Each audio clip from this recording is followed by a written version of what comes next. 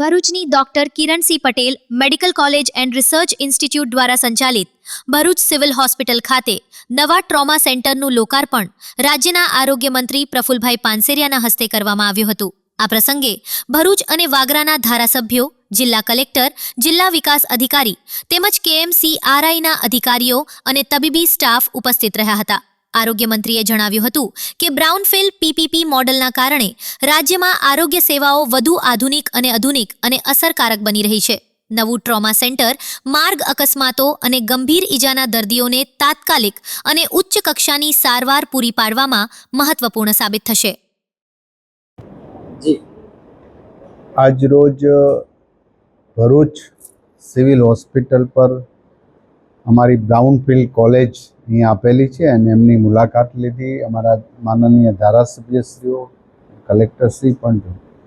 ગુજરાતની અંદર ગ્રીનફિલ્ડ અને બ્રાઉનફિલ્ડ જે કોલેજોની સાથે ટાઈપ કરીને સિવિલ ખૂબ સરસ રીતે અહીંયા ગરીબ દર્દીઓ માટે એક આશીર્વાદરૂપ જેવું ગવર્મેન્ટનું સુંદર આયોજન દ્વારા PPP મોડલ પર કામ થઈ રહ્યું છે। તો દરેક જિલ્લાની અંદર ગ્રીનફિલ્ડ અને બ્રાઉનફિલ્ડ જે કોલેજો અમે સરકાર સાથેની ટાઈપ કરી છે એ બધી જ જગ્યાએ ખૂબ સારી સવલત અને બધી જ પ્રકારની સવલત અહીંયા પ્રાપ્ત થાય એ હેતુસર ભરૂચની આ બ્રાઉનફિલ્ડ કોલેજ સાથે ટાઈપ સિવિલ હોસ્પિટલનું થયું છે, જે સેવાના હેતુસર અને ગરીબ દર્દીઓ માટે આશીર્વાદરૂપ છે।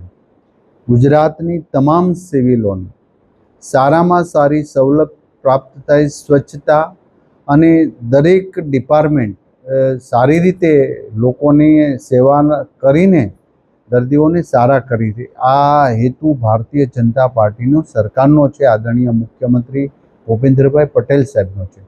તો સૌ સાથે મળીને જ્યારે PPP મોડલ પર આવી સુંદર કામગીરી થઈ રહી છે ત્યારે સરકાર હજી વધુને વધુ મેડિકલ સવલત આપવા માટે તત્પર છે। ત્યારે PPP મોડલ આવા સફળ થઈ રહ્યા છે, જેનું પણ એક સારું ઉદાહરણ છે।